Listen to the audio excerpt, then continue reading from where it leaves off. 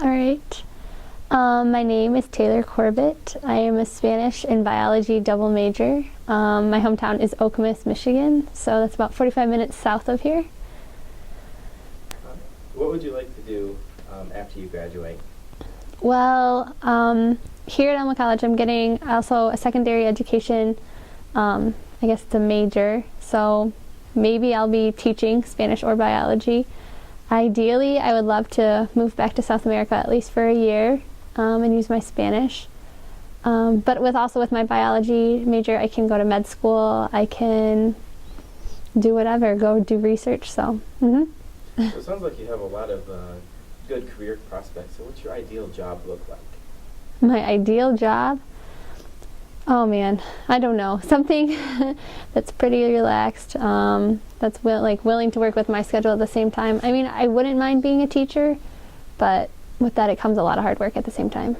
So I've thought about grad school and speech pathology at the same time too, so, and being bilingual. What have you enjoyed most about your time here at Elma College? The things I've enjoyed most here being at Elma College, probably I'm a part of the cross country and track team, so definitely my team.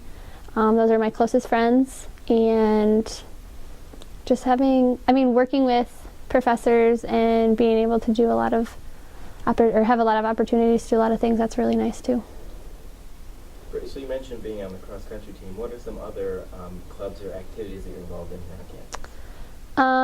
Mainly it's just sports, so cross country and track. I'm also a leader of Fellowship of Christian Athletes, FCA, but it's not just athletes that go, it's just a lot of fun people with a good, positive community.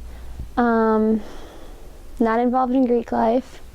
I'm an RA, so I'm part of student life. I have a busy schedule every semester, so it's always 18 or 19 credits, so it's not a lot of time for a lot. That's great. So you've seen a lot of changes and stuff around campus here in your 4 years. What do you say has been the biggest change that you've seen throughout your time here at Elma, and where could Elma improve in the future, in your opinion? I mean, changes that I've seen visibly are the Hogan Center, the ED building, so they're expanding in a lot of ways. Things that they could improve upon in campus. I mean, yes, there are little small things, maybe if people are uncomfortable in the dorms or dorm life. Food could be an issue with Saga. I honestly don't eat what's worth the amount of money that I pay for, and I'm not on the block plan, so I lose a lot of meals. So I just feel like that's detrimental though too, because you're throwing away money. But if a meal's $7.50, I probably eat $3 worth, and that's kind of frustrating sometimes too. How do you describe your work style? My work style, with studying or just how I get things done, probably I'm the kind of person that needs to get stuff done way far in advance, especially with being an RA, being in cross country, going to practice every day, having meets on the weekends. So I am very busy with meetings during the weeks and things, so I do like to get things done ahead of time. But I do waste a lot of time just relaxing in my room too. That's great. So you sound like the kind of go-getter person. So what kind of techniques or tools do you kind of use to keep yourself organized and on top of all your work? A planner. I use a planner is one thing that I definitely keep to stay on top of my work, especially with writing down meetings, writing down events, things that are going on campus, because I do try to go to other sporting events, other musically, band, orchestra, choir things at the same time. So a planner is definitely useful. I think just knowing and having flyers on campus, that definitely brings out a lot of opportunities though too. So, but my planner is the main thing that I use. So you've probably seen many events that have occurred here on campus, many people that have come in and whatnot. So what has been your favorite event or program that's been brought to campus, and why? Well, I've seen Jared Diamond. He came to campus. I felt that was pretty cool. I mean, I learned about him in high school and watched a couple videos or documentaries about him, so that was interesting.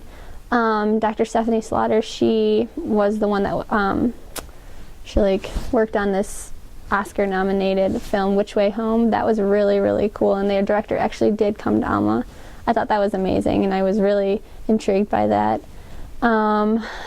There's just been a lot of cool speakers that have come. Neon Trees is coming on Thursday. So, I mean, we're getting out there, though, too. Herman Boone or something. He was the coach from the Remember the Titans, so that was really cool at the same time, too. So, we are small, but we do get big people that come to our small school, though, too, and that's really interesting and really cool. That's great. You know, Alma is really in the future looking forward to diversify campus, and expand student opportunities. So are there any programs or issues that think need to be brought to the campus's attention greater than what we've seen before? Well, I think that like you said, being in the future, and Alma definitely is thinking about the future. One thing that I personally feel very strongly about is recycling, and Alma they do a terrible job at recycling. Yes, we have recycling bins on every single floor. However, I think that they should have recycling more even in the cafeterias, or like at every single, I think that also just globally that we should have trash cans with recycling bins next to them, and making, I don't know, more people aware of it though too, and how beneficial it is. So that's personally, like, maybe I should start that, I don't know, but we gotta figure out something. That's great. So you've seen a lot of things and done a lot of things and went to a lot of places around the world. What's been your proudest achievement in your life thus far, and why? Being here at Alma. My study abroad experience was amazing. I definitely grew so much as an individual while I was over there, being gone for almost 5 months, away from my family, away from friends, people that I met, and where I went to Peru and Ecuador, so I did complete my Spanish major out there. I spoke Spanish. That was probably the coolest thing ever, like thinking in Spanish and actually having it click. It's kind of hard to explain, but knowing that it's there and knowing that I can use it at the same time. So, what's one lesson that you learned from your study abroad experience that you think that you could bring back to campus, or that the general population and the world should know? Oh man, I don't know. I worked while I was over there. I worked in an orphanage with children with special needs, so that definitely was an eye-opener. So, I could make it a bigger impact, or just make it more of a focus, and just knowing and telling people that how less fortunate there are other people in the world. But I feel like that is, like, so many people do that, and like, yes, I could, raise money and go back over there and things like that, but yes, that's beneficial, but I think people don't understand and don't realize it until they actually experience it. And so I feel like maybe a visual, maybe like videos, or maybe actually having audio or something like that would help. But I think, like, pictures do something, but they don't do absolute everything. And they don't do justice for what actually goes on in those places at all. So, I could bring that to more of an attention, I guess. Great. So you've done a lot of things with Spanish, and Spanish has played a pretty integral role in your time here at Alma. Why did you choose to study Spanish, and how did you kind of go down that path? Honestly, I have no idea. I took 4 years of Spanish in high school. It was kind of just like, I enjoyed it. It was an easy A.